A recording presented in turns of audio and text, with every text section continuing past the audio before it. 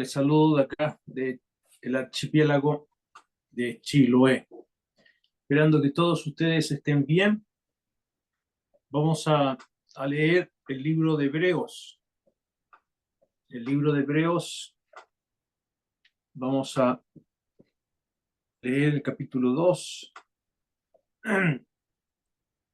y el versículo número 9. Hebreos 2, 9.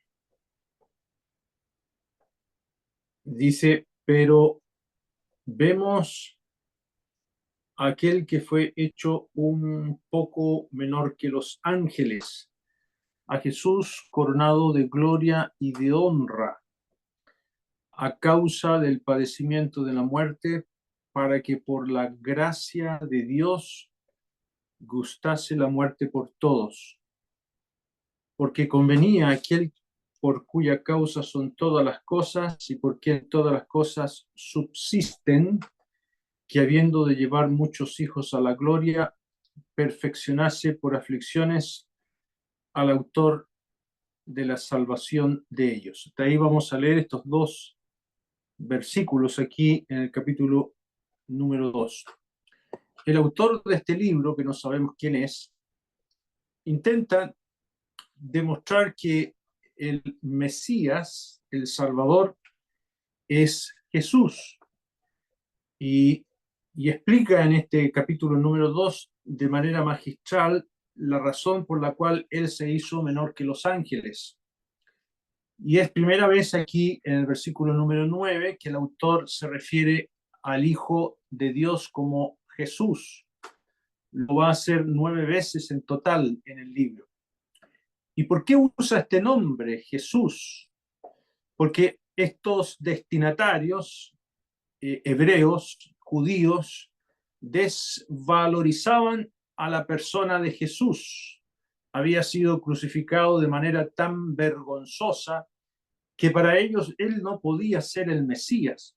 En la mentalidad judía existía la idea de que el Mesías no podía morir. Entonces, toda esa presión ideológica estaba también invadiendo a algunos que eran genuinamente judíos creyentes. Y estos judíos creyentes estaban en la duda si seguir siendo cristianos o abandonar el cristianismo, porque era peligroso seguirle además. Y el problema que tenían aquí estos hebreos no era un problema doctrinal como sucedió entre los gálatas. Ellos aquí, estos destinatarios que vivían en Roma, no estaban cambiando a Jesús por otro Jesús como le pasó a los corintios. Tampoco estaban mezclando la gracia con la ley como lo hacían los de Galacia. Estaban haciendo algo peor y mayormente nauseabundo, que es muy común entre nosotros. Estaban mezclando la gracia con la flojera, la comodidad con una fe sin conflictos. Y no se estaban dando cuenta que lentamente estaban siendo arrastrados a la apostasía.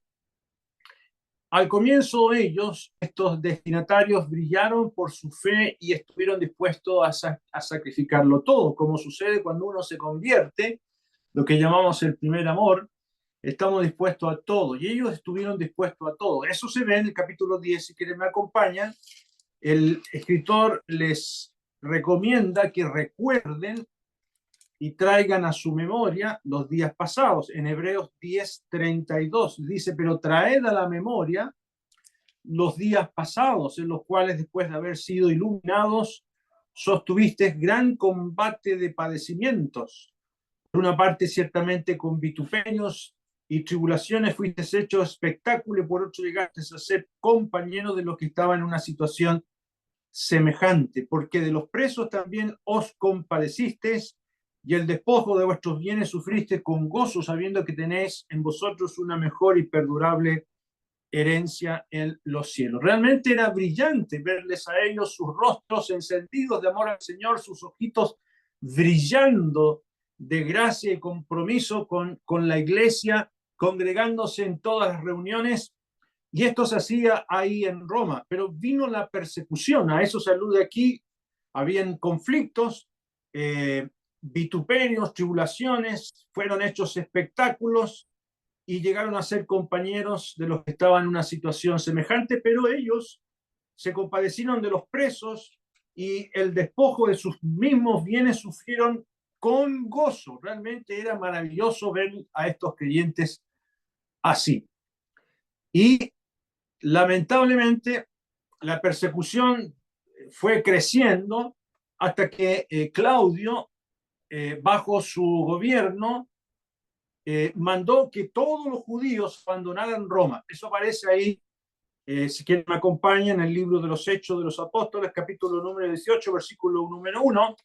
Dice, después de estas cosas, Pablo salió de Atenas y fue a Corinto y halló a un judío llamado Aquila, natural del Ponto, recién venido de Italia, con Priscila, su mujer, por cuanto Claudio había mandado que todos los judíos saliesen de Roma, fue a ellos. Entonces, esta presión que había en Roma de que salieran todos estos judíos, y muchos de ellos se habían convertido al Señor, poco a poco fue minando su integridad y se comenzaron a enfriar por la presión de las circunstancias y comenzaron a colocar sus tiendas poco a poco en el mundo hasta llegar a Sodoma, como le pasó a Lot, que se instaló allí. Y para ellos era mejor camuflarse como Lot, con una tolerancia a lo malo, pero sin practicarlo. Estar en el mundo, pero no necesariamente practicar lo del mundo. Este es el ambiente en el cual el escritor de este libro nos enseña. Esto que pasó aquí en Hechos 18 posiblemente fue el año 44, bajo el gobierno de Claudio, y había pasado 24 años hasta el año 68, cuando se escribe el libro de Hebreos, antes de la destrucción del templo. Así que 24 años habían pasado. Y hermanos, lo primero que aprendemos de este libro es que hay una etapa del creyente en que con las circunstancias y el tiempo nos vamos acostumbrando a una vida rutinaria sin tener verdaderas convicciones. Más adelante en el capítulo número 5 les va a decir que ellos, ya debiendo ser maestros, eran niños porque no se habían alimentado con alimento sólido para mantenerse firmes en el Señor.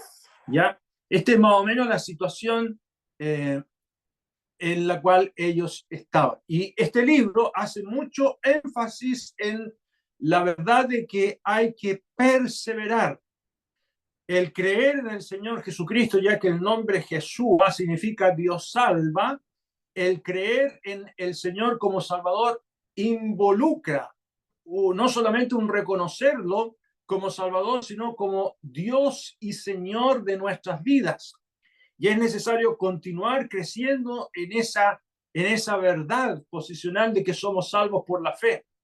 La salvación no se pierde, indudablemente, pero se puede perder el vigor de esa salvación por no estar atentos y deslizarse poco a poco en el mundo, en la flojera, en las circunstancias, en la enfermedad que se viene, en los problemas matrimoniales, en los hijos que llegan, después los nietos, y el creyente se envuelve en una atmósfera que ya no es el mismo que antes.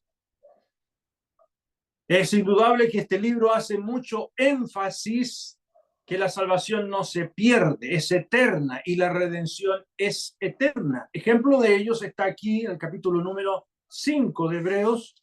En el versículo número 9, el autor de este libro dice que Jesús, habiendo sido perfeccionado, vino a ser autor de eterna salvación para todos los que le obedecen. Y la idea de obedecer aquí es una fe continua.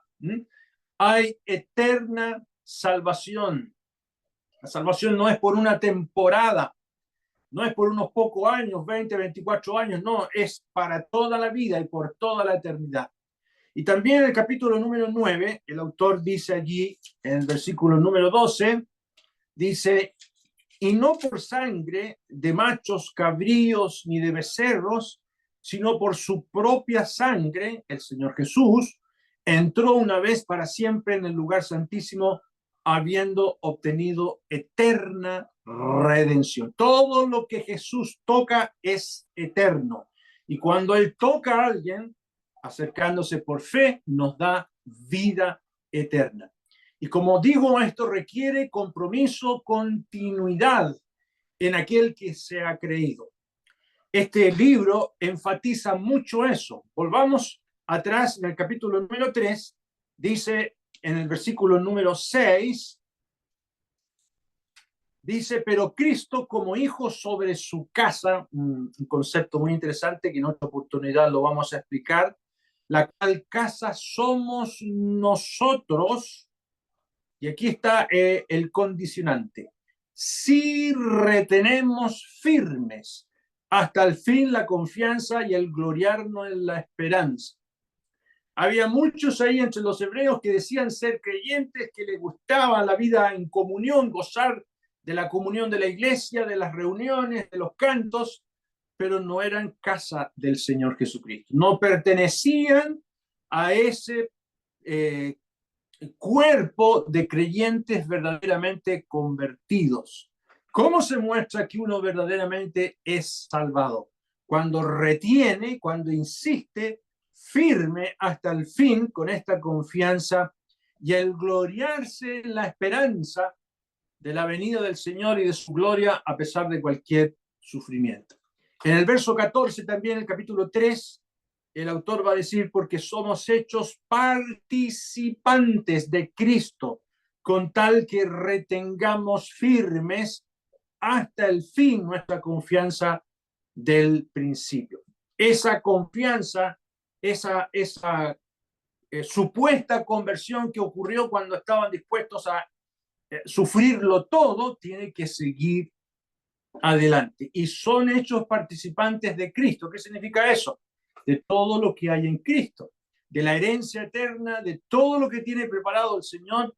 No es que estuviese en duda la entrada al cielo de estos creyentes, sino de cómo van a llegar al cielo y qué van a disfrutar en el cielo. Porque, hermanos, después del tribunal de Cristo no vamos a ser todos iguales. No se va a disfrutar de lo mismo de aquel que se consagró y fue firme hasta el final. Por eso, en otras reuniones vamos a insistir sobre esta verdad fundamental, como el Señor le dijo por Juan en el Apocalipsis a los vencedores, al que venciere y guardare mis obras hasta el fin, yo le daré autoridad sobre las naciones y las regirá con vara de hierro y serán quebradas como vaso de alfarero, como yo también lo he recibido de mi Padre. Y ahí en donde estoy leyendo, Apocalipsis 2, 26 y 27, el Señor habla de los vencedores. Van a ser usados en el milenio y en todo lo que viene por la eternidad. Yo no sé cómo quiere llegar usted al cielo. Yo no quiero estar en la banca en el cielo. No es que yo sea un consagrado y haga muchas cosas, no. Quiero seguir adelante según la capacidad que el Señor me ha dado y según los dones que el Señor me ha dado para servirle y honrarle, porque tenemos que ser útiles aquí y después allá en el cielo. Esto entonces requiere compromiso, continuidad en el que uno ha creído, ¿ya? Si no respondían a estas advertencias que aparecen en el libro de Hebreos, quedaban solamente dos posibilidades. Número uno, nunca fueron salvados, sino iluminados sin vida en sus almas. Esa era una posibilidad. Y la segunda posibilidad era que eran verdaderos creyentes, pero como Lot, endurecidos por la incredulidad.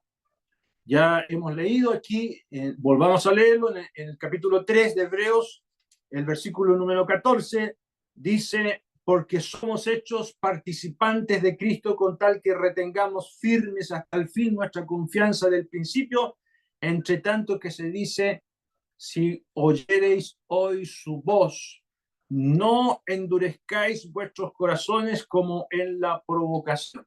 Y un creyente puede endurecerse, sí, hermanos.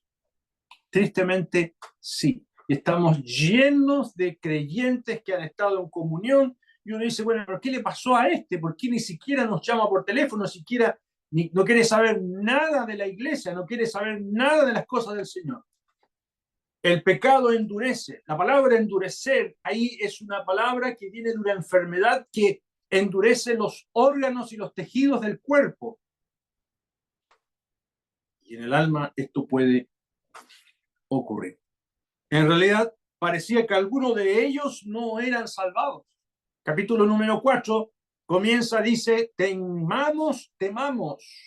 Y se incluye el autor, temamos pues, no sea que permaneciendo aún la promesa de entrar en su reposo, alguno de vosotros parezca no haberlo alcanzado. Parece ser que algunos de ustedes no son de Cristo. ¿Ya? Bueno, como en una oportunidad lo dije, no sé si los dije a ustedes, yo no sé si a usted le gusta cuando va al médico, el médico le diga la verdad o le gusta que le dore la perdiz y se vaya con suavidad y le diga, mira, no es tan grave, hagamos esto por aquí, por acá y vamos a ver cómo te sanas. A uno le gusta que le diga, doctor, dígame la firme. ¿Qué es lo que tengo? ¿Cuál es el peligro? ¿Y qué va a pasar? Bueno, el autor hace esto aquí. Con toda franqueza les dice, ustedes están mal. ¿Ya? Y los recursos están solamente en el Señor. Él es Jesús, el Dios eterno hecho hombre, y lo ha hecho para salvar. Él murió y resucitó para ser el postrer Adán, espíritu vivificante, porque Él produce creyentes con vida. Es además el segundo hombre, cabeza de una nueva raza, una raza de hombres y mujeres capaces de ser valientes y fieles y honrar a Dios. Entonces, volvamos a Hebreos capítulo número 2, en el versículo número 9, nos dice que Jesús, aquí aparece por primera vez Jesús, en el verso número 9, fue hecho un poco menor que los ángeles, coronado de gloria y de honra a causa del padecimiento de la muerte, para que por la gracia de Dios gustase la muerte por todos.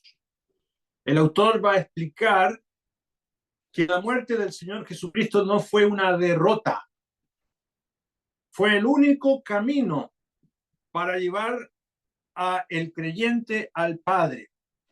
El judaísmo, por el cual estaban optando, porque ser judío podría ser simpático, sin peligro, también sus familiares estaban ahí, así que, ¿qué tenía de malo volver al judaísmo?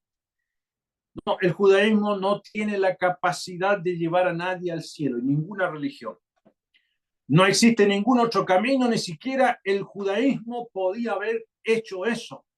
Y los destinatarios de este libro estaban equivocados al dejar su fe únicamente en la persona del Señor Jesucristo y evitar el sufrimiento o la persecución o el ser expulsados como les pasó en el tiempo de Claudio.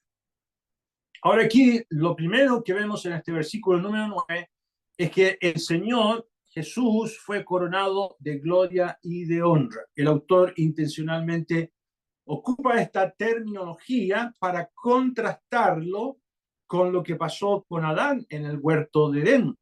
Él lo explica ahí en el versículo número 7, dice, hablando de Adán, le hiciste un poco menor que los ángeles, le coronaste de gloria y de honra y le pusiste sobre las obras de tus manos.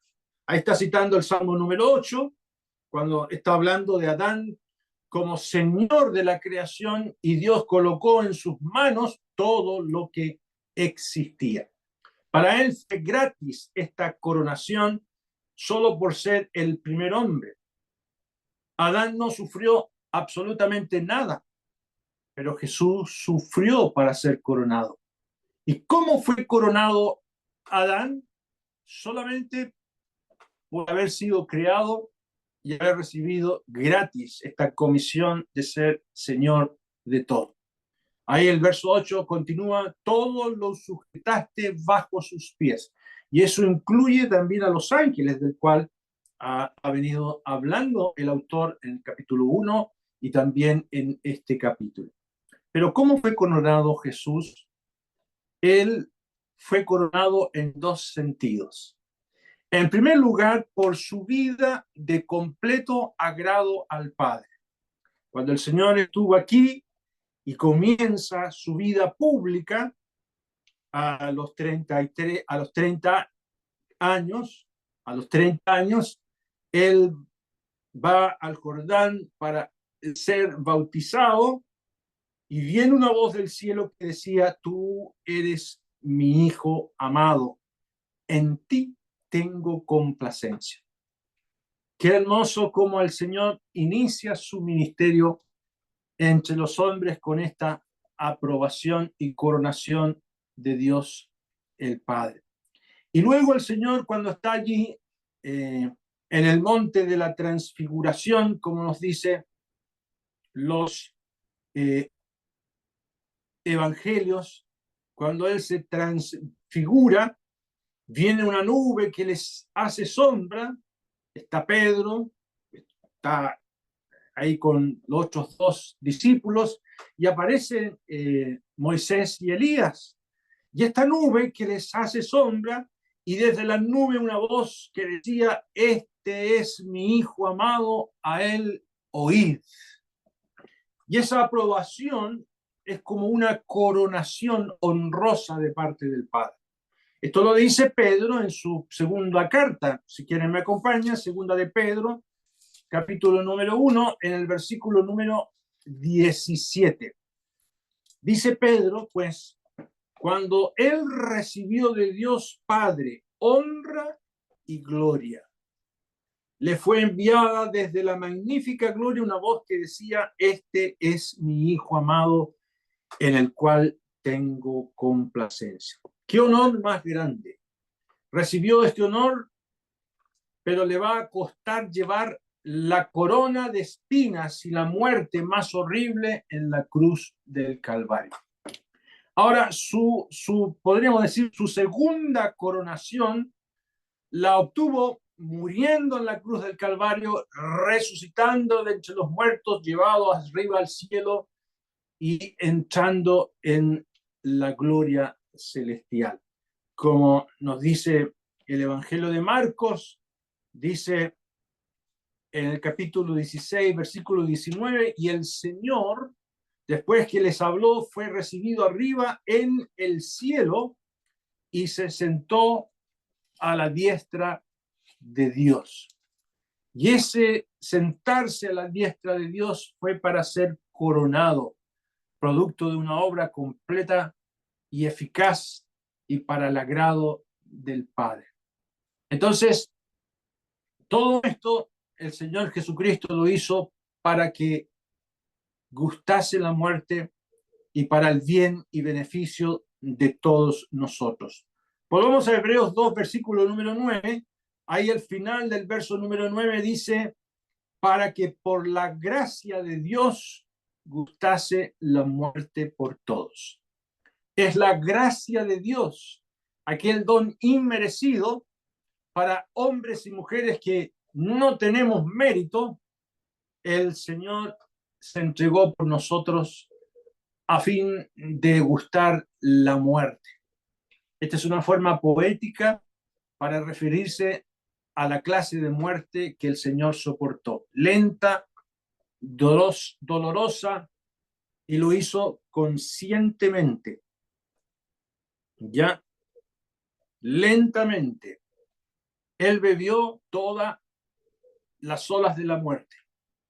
Pasaron como trenes o como olas sobre su santa persona aquellos sufrimientos del Calvario. El salmista dice, un abismo llama a otro a la voz de tus cascadas, todas tus ondas y tus olas han pasado sobre mí. Qué terrible fue lo que el Señor experimentó en la cruz del Calvario. Por eso el profeta le llama despreciado y desechado entre los hombres, varón de dolores, experimentado en quebrantos. Qué terrible lo que él soportó. Todo lo que bebió fue la copa de la ira de Dios. A eso se refirió cuando estaba en Getsemaní y llorando que pasase de él esa muerte, decía, Abba, Padre, todas las cosas son posibles para ti, aparta de mí esta copa, mas no lo que yo quiero, sino lo que tú. Y esa copa eran toda la ira de Dios, bebiéndola no por algunos, sino por todos. No por unos pocos, no por los elegidos, sino por todos, por toda la humanidad. Leamos de nuevo ahí el verso 9 al final, dice, para que gustase la muerte por todos. ¿Mm? Por todos. Cristo murió también por los inconversos. Y cuando se presenten en el juicio del gran trono blanco, van a ser lanzados al lago de fuego, porque Cristo, habiendo muerto por ellos, no quisieron creer. Qué terrible lo que espera a quienes aún no acuden al Señor Jesucristo para recibirle como su Salvador personal. Su muerte fue en nombre de todos, en lugar de todos y a favor de todos.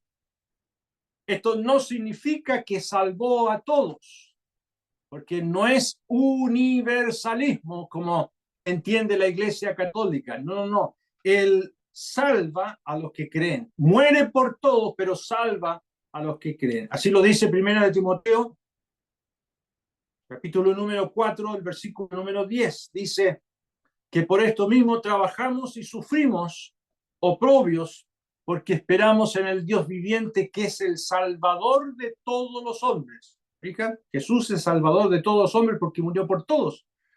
Pero mire lo que agrega, mayormente o principalmente de los que creen. Solamente los que creen son beneficiarios de esta provisión celestial.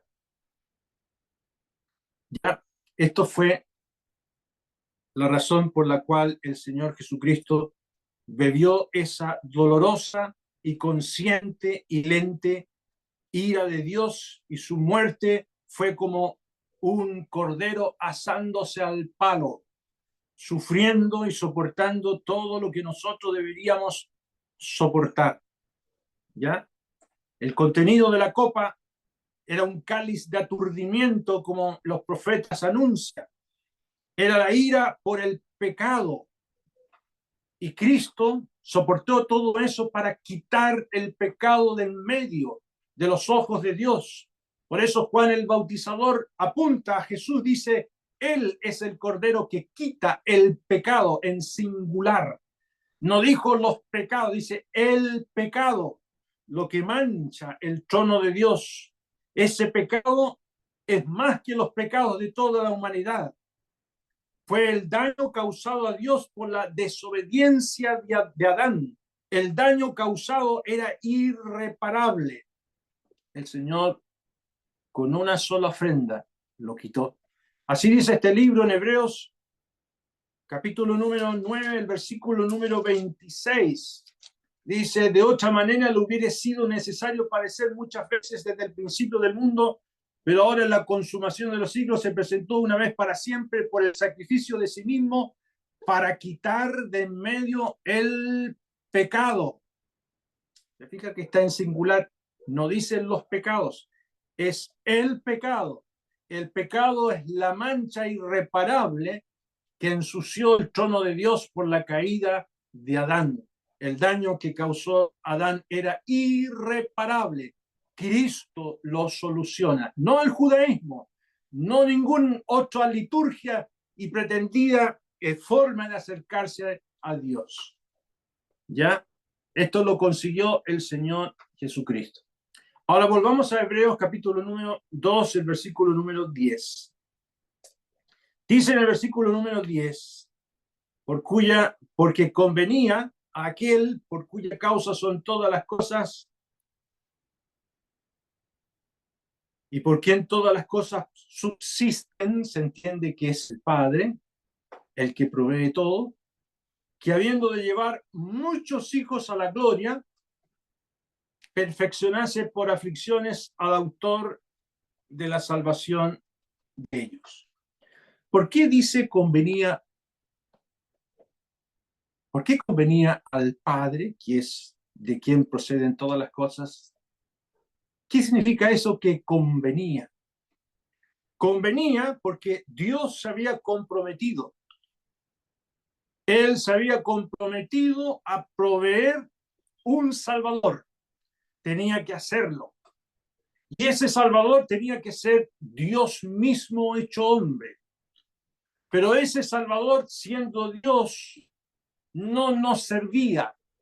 Tenía que ser perfeccionado y perfeccionado por aflicciones. Siendo Dios, no podía salvar a nadie. Tenía que experimentar la vida humana. Tenía que pasar por aflicciones, vivir durante toda su vida el conflicto de vivir como hombre. Estas aflicciones la vivió durante toda su vida. Esta experiencia de ser perfeccionado no se refiere a la cruz tanto, sino a su experiencia como hombre. No solo fue en la cruz, la culminación de su perfección fue durante toda su vida. Por eso en el versículo 14 dice aquí, así que por cuanto los hijos participaron de carne y sangre, él también participó de lo mismo para destruir por medio de la muerte al que tenía el imperio de la muerte, este es el diablo. Y versículo 18, pues en cuanto él mismo padeció siendo tentado, es poderoso para socorrer a los que son tentados. Jesús está completamente equipado para socorrer, para salvar, para entender y para llevar muchos hijos a la gloria. Según el versículo número 10, volvamos al versículo número 10, dice, al final, en la mitad, que habiendo de llevar muchos hijos a la gloria, no dice muchos hijos al cielo, sino muchos hijos a la gloria. No es llevar a un lugar físico, sino a un propósito. ¿Y por qué digo esto? Porque recuerda usted que la comparación que hace el autor con Adán, Adán perdió su gloria. Adán nos embarró a todos nosotros. Nosotros nacemos destituidos de la gloria de Dios. Adán causó la perdición de toda la raza humana. Podemos decir que cuando Adán pecó en el Edén, pecamos todos nosotros con él.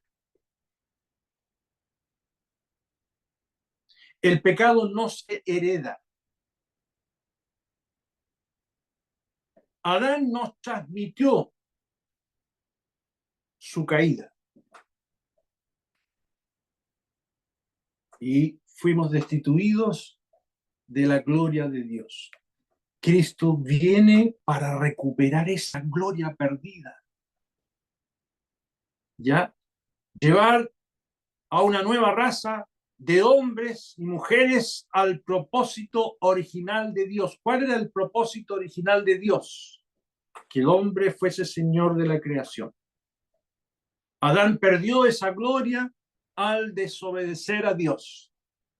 Nacemos destituidos de esa gloria, como el apóstol Pablo lo enseña en su carta a los romanos, por cuanto todos pecaron, están destituidos de la gloria de Dios. Romanos 3:23. ¿A qué se refiere la gloria de Dios?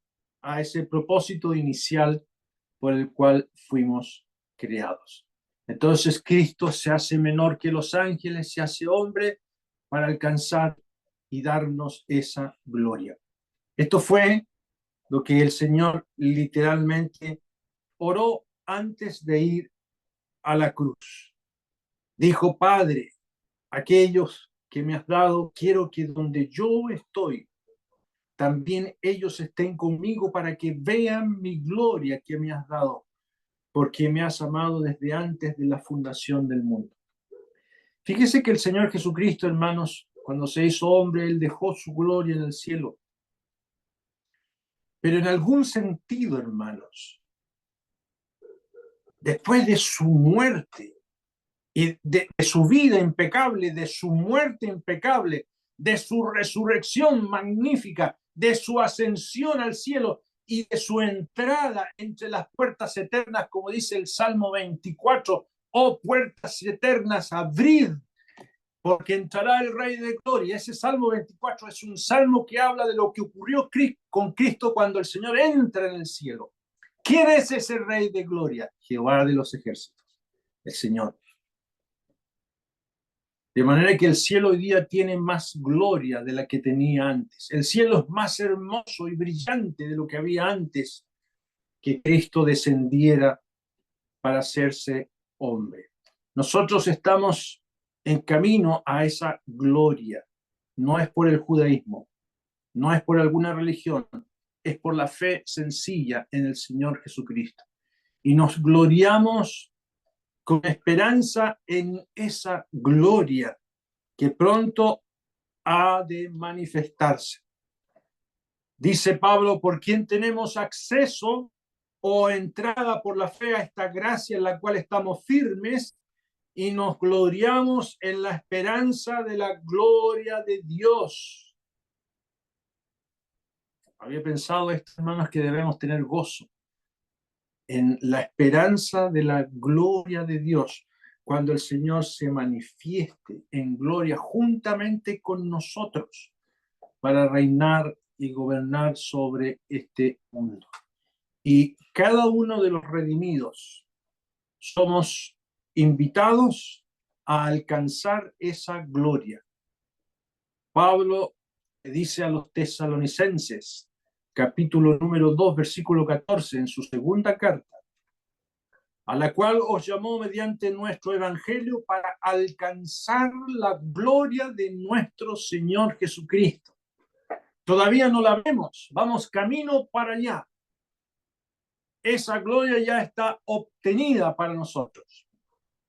Y el Señor, con su Espíritu, nos prepara a ese propósito, del cual no debemos esquivar ningún sufrimiento. Yo lamento que hayan creyentes que no tienen ni un conflicto de marzo a marzo, ya que estamos en marzo, que creen que la vida solamente es trabajar, hacer, marcar tarjeta en la asamblea, pero no hay ni un conflicto, ni un testimonio, ni un alma que hayan traído a los pies del Señor. No, hermanos, la vida cristiana tiene que ser con conflicto. Y entre más persecución y entre más conflictos usted tenga, es porque usted va camino a esa gloria. Por tanto, todos nosotros, dice Pablo, mirando a cara descubierta como en un espejo la gloria del Señor, somos transformados de gloria en gloria en la misma imagen como por el Espíritu del Señor. Entonces, vivir como el Señor traerá persecución, sufrimiento, conflicto, porque nada es fácil en la vida cristiana. Eso me lo dijo un querido hermano que ya está con el Señor. Camilo me dijo: nada es fácil en la vida cristiana. Tienes que prepararte. La vida cristiana requiere padecimientos. Y cuando Pablo estaba en la cárcel, amarrado con cadenas, le dijo a los filipenses: porque a vosotros os es concedido a causa de Cristo, no solo que creáis en Él. Qué bonito ser creyente, pero cuidado, no es solo creer, sino también que padezcáis por Él, teniendo el mismo conflicto que habéis visto en mí y ahora oís que hay en mí. ¿Cómo se ve que una persona verdaderamente es salvo?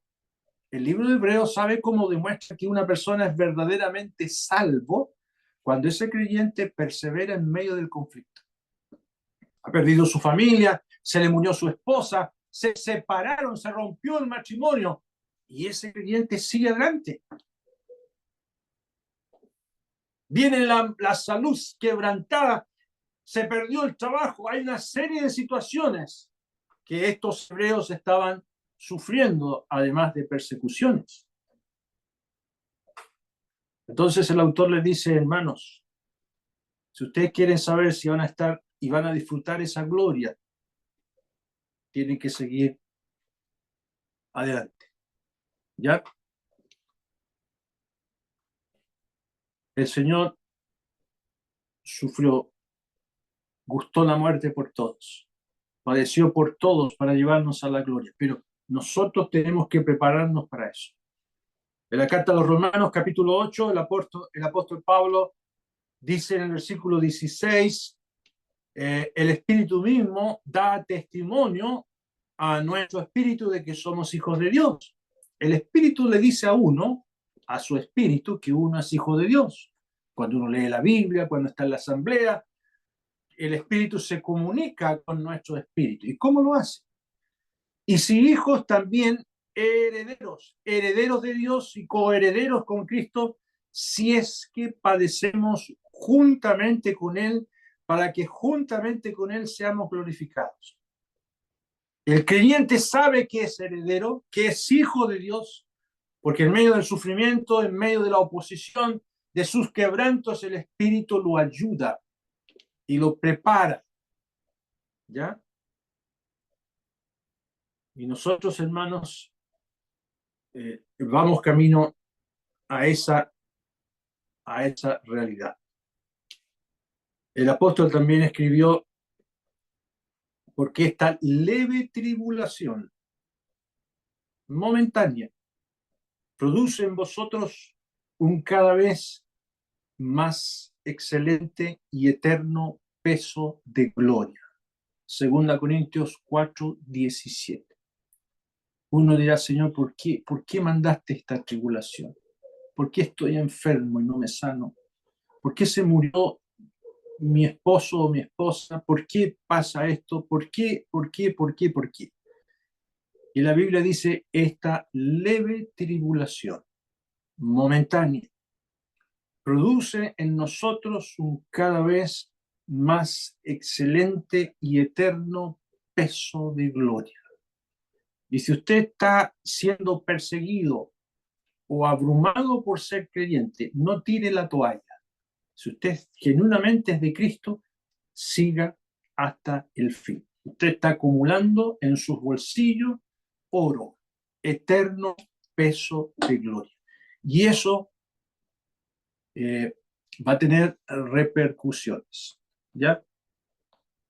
Las circunstancias nos preparan, los conflictos, vuelvo a repetir, son la vara por la cual Dios en nosotros produce estos cambios. ¿Para qué? Para que cuando Cristo vuestra vida se manifieste, entonces vosotros también seréis manifestados con Él en gloria. ¿Mm? Y por eso, hermanos, este libro está escrito no solamente para llenarnos de teología. Un hermano me dijo, qué bueno, hermanos, que vamos a escuchar la doctrina de Cristo, porque usted va a tomar el libro de Hebreos. Yo le dije, sí, hermanos, es verdad que el libro de Hebreos tiene mucha doctrina acerca de Cristo, pero la idea no es llenarnos de conocimiento. La idea es que nosotros sepamos quiénes somos, si somos salvos, si realmente confiamos como tenemos que confiar en Cristo. ¿Ya? Aquí el libro de Hebreos nos dice de forma muy enfática en el capítulo número 10, en el versículo número 14,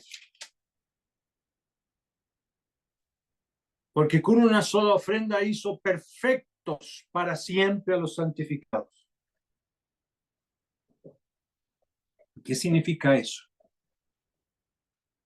Y seguimos siendo pecadores. Y usted me dirá, bueno, hermano, ¿por qué dice la Biblia que soy perfecto si yo me equivoco y mire los problemas que tengo con el pecado? Ser perfecto no significa que el carácter ha sido completamente equipado con santidad. La palabra perfecto es completo del perdón de nuestros pecados, porque Cristo con una sola ofrenda nos perdonó todos nuestros pecados, con un solo sacrificio. El versículo 11, volvamos al versículo 11 aquí del capítulo número 10, dice, y ciertamente todo sacerdote está día tras día ministrando y ofreciendo muchas veces los mismos sacrificios que nunca pueden quitar los pecados. Pero Cristo, habiendo ofrecido una vez para siempre un solo sacrificio por los pecados, se ha sentado a la diestra de Dios. Tenemos el completo perdón. Somos perfectos o completos para acercarnos a Dios.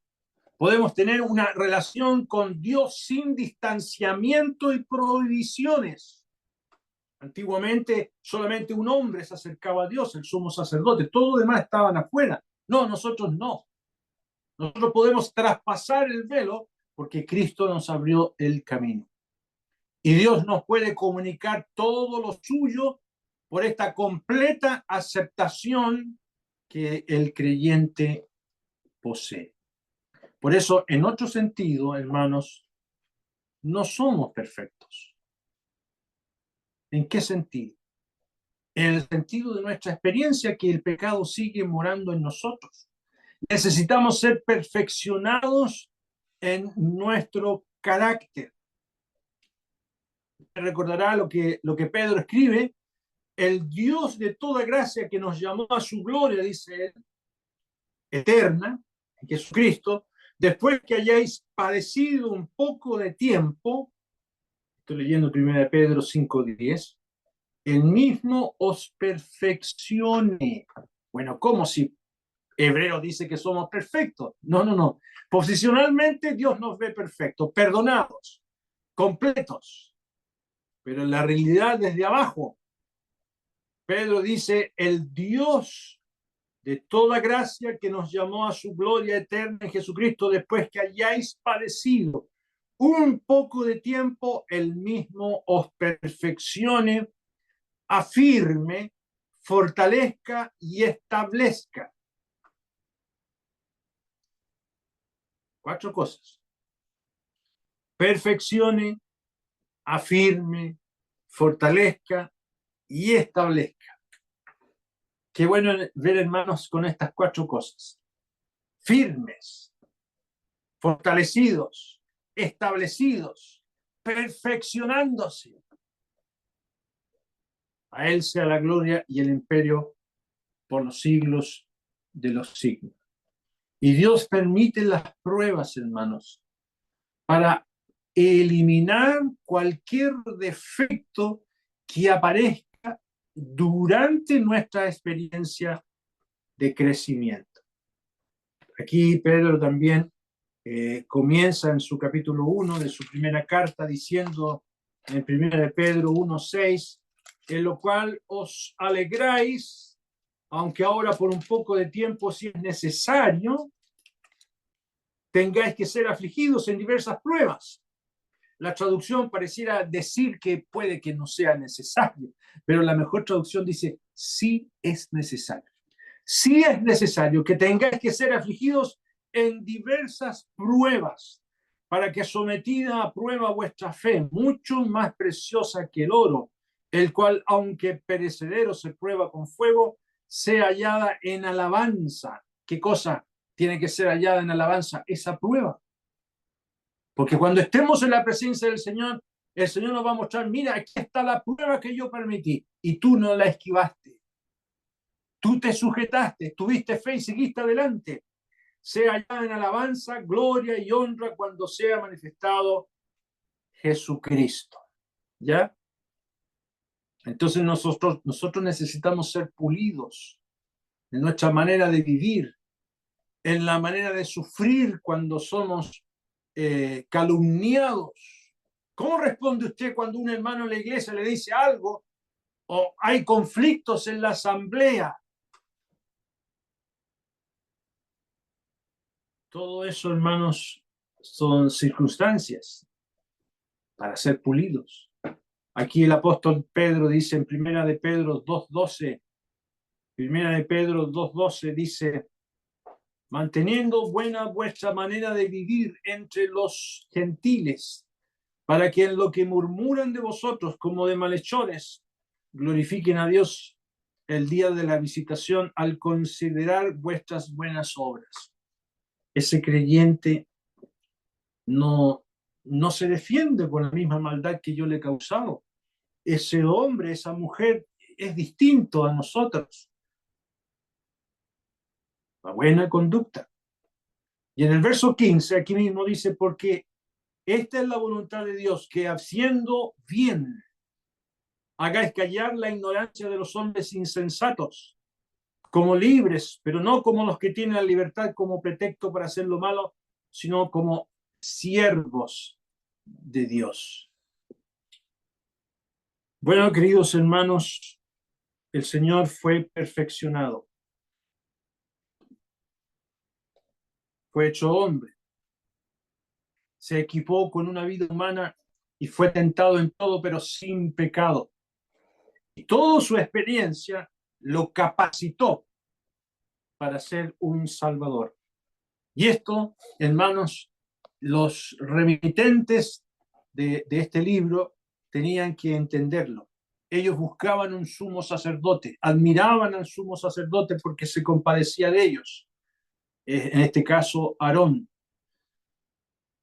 Pero el autor les dice: hay alguien que es superior a Aarón.